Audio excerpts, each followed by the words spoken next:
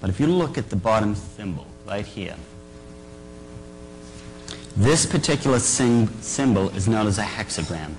It has 6 points to it, and it has a circle around with it. In order for anyone in the occult to summon up a demon, and I mean a literal demon, to this plane of existence, they must use that symbol. That has to be used. Now, this is not to be confused with this symbol up here. That is commonly referred to as the Seal of Solomon, the Mogen David, or the Seal of David. You will notice it is 2 equilateral triangles that are interwoven. This shows the union of man with God. This particular symbol, the hexagram, takes a equilateral triangle and puts it on top of another. This is placing man above God. Again, it's just a lousy counterfeit. We know that according to Revelation 13:18, that the number of the beast is 666, correct? A hexagram has 6 points to it. 3 of them would constitute a 6, a 6, a 6, correct? Now, have any of you ever wondered why there are so many 13s on the dollar bill? Now, I know the most commonly response is that it represents the 13 colonies. Well, why so many 13s? That's a little bit redundant. We have 13 stars, we have banners and letters that make up 13, 13 leaves on the berries, 13 arrows. Why so many 13s? I'm going to show you the seal that has the eagle on it. I think we're going to begin to get the picture once you look at this very first one. Look at the very top of the eagle.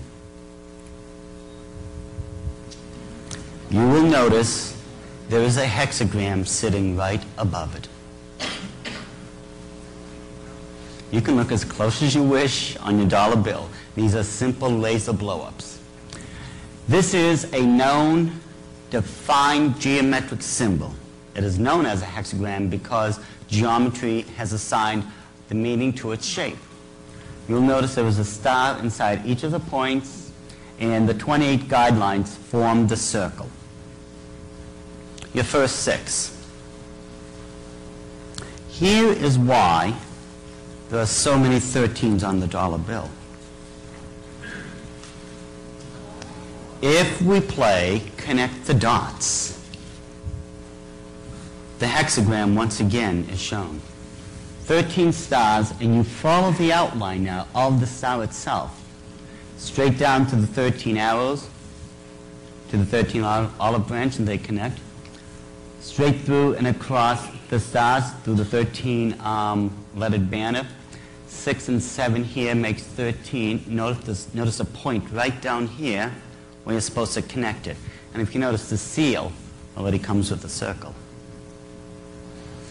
Now, if my premise is correct, there has to be a third 6 somewhere. And if you look towards the other seal, you will find the other hexagram. Once again, all we have to do is just connect the 13s, the 13 steps, the 13 letter banner, which if you notice goes directly underneath the capstone and connects down here. And it comes with the circle. So we have 3 6s. But it doesn't stop here. I'm going to get into another section, and as I do, we will be referring back to this particular symbol. I will lay a foundation first, and then you will see something other with this symbol you would never have guessed. But then again, you're not supposed to know any of this. These are among what we're going to be discussing and showing tonight, among the top 1% of those secrets the Illuminati do not want you to know about. Because if you were educated as to what was really going on, you would really begin to start doing something about it. And it's unfortunate that America itself is purposely being educated into stupidity. It's for this reason that 1 out of 10 graduating seniors cannot even read his own diploma. And it's for this reason that 1 out of 5 American parents cannot even read a bedtime story to their own children.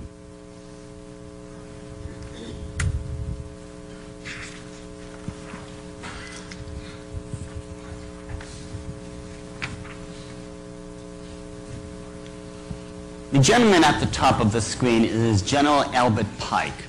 He was the head of the southern jurisdiction of Freemasonry back in the 1800s. The gentleman on the bottom is Giuseppe Manzini. That man on the bottom was the second head of the Order of the Illuminati. He came into power in 1834, years after Dr. Adam Weishaupt had died. He was placed in his position by the Rothschilds.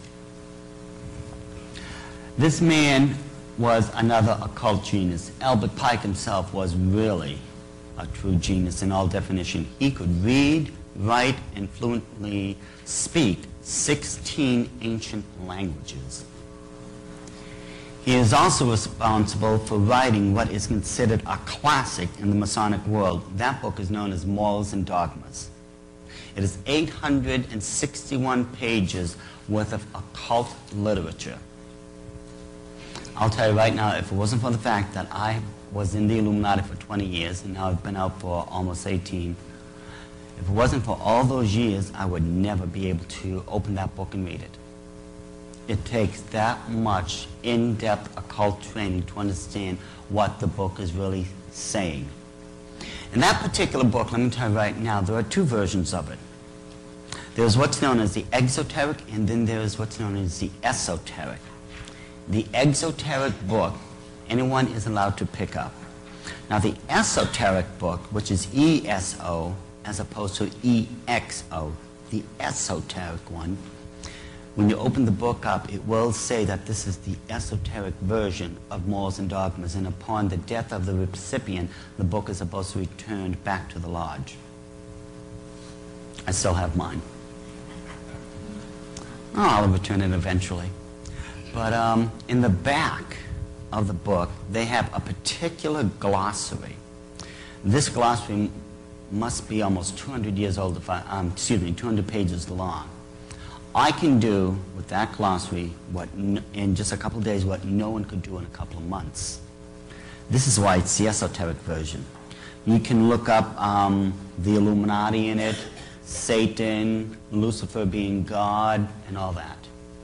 All you have to do is just check the glossary. It'll be there by subject matter, and it'll tell you where to find it.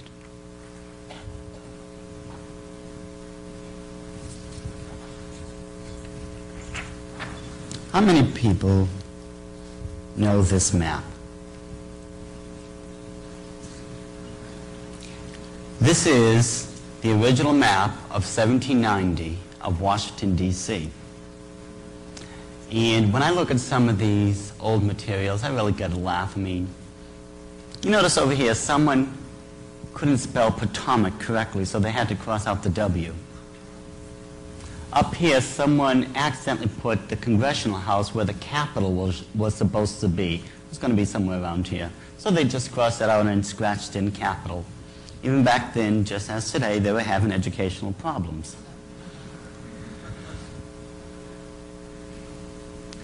I'm going to take a regular tourist map, and I'm going to show you something very interesting. You will notice, and I was only able to do part of it. I could have done the whole thing, but you will notice that Washington, D.C.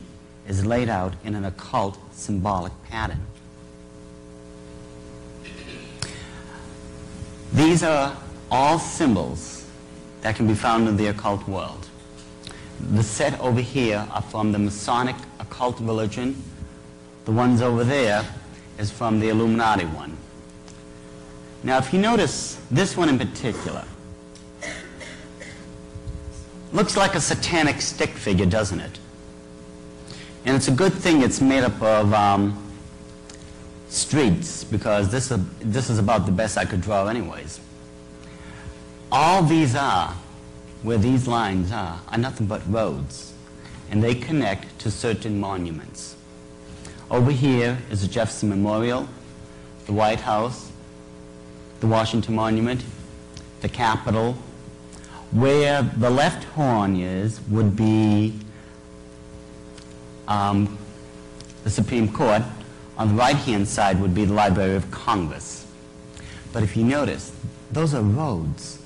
Why would someone accidentally make roads that look like horns? This particular symbol itself, this satanic stick figure, is made up of 3 of the 4 most holiest of all symbols in the occult world. Where the arms come down and go up, that is known as a square in the Masonic world. You notice where the circle is and it comes down to what looks like legs. That's a compass. We all know what a compass is used for. And where the line is broken up, where I broke it up, this is what's known as the measure. But again, notice how it forms this satanic stick figure, and it goes straight through, mind you, one of the most powerful streets, politically speaking, in the world. This section is known as the Mall. Now when we look at the other figure, I'm sure we've all seen the inverted 5-pointed star before. Notice how the compass comes right over here to the White House, and the inverted pentalpha, or what's known as the goat head of Mendes, or the mezzanine goat head, converges at the White House also. It connects from Mount Vernon to Logan Circle, to DuPont Circle, to Washington Circle, and just meets right back here. And if all you have to do is, again, just connect the roads, and it makes a symbol. This shows the unionization of the Masonic world with the Illuminati one. You will notice that square green block up there. That place is what's known as the House of the Temple. If you wish to become a 33rd degree Mason, or what's known as a Sovereign Grand Instructor General, you have to go there to have it performed. That is the headquarters for Masonry worldwide. And it's no coincidence that from the White House all the way up to the House of the Temple, it's exactly 13 city blocks. Funny how this number keeps repeating itself.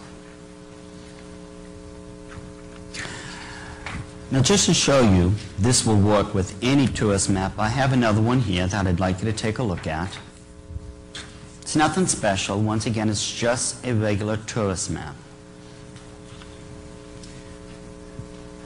Again, the Capitol. Here is Pennsylvania Avenue, Maryland Avenue, the White House, Thomas Jefferson Memorial, the Mall, the Washington Monument, the House of the Temple, and if you notice, the goat head of Mendes again, both converging at the White House. Now, a lot of people have asked me, how long has this been going on? In other words, how long have the Illuminati placed their seat of power in America? How long has it been here?